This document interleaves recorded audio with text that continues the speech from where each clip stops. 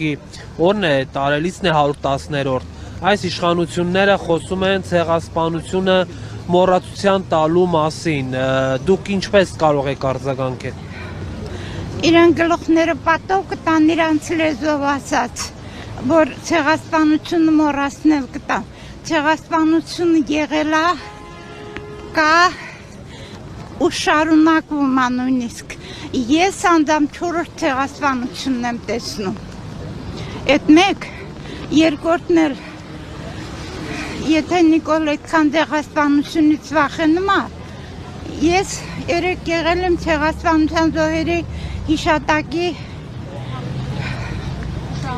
ուշահամալիրում, ընդեղ ծաղիկների տակ բան եմ դրել, թող զգուշության վերցնի։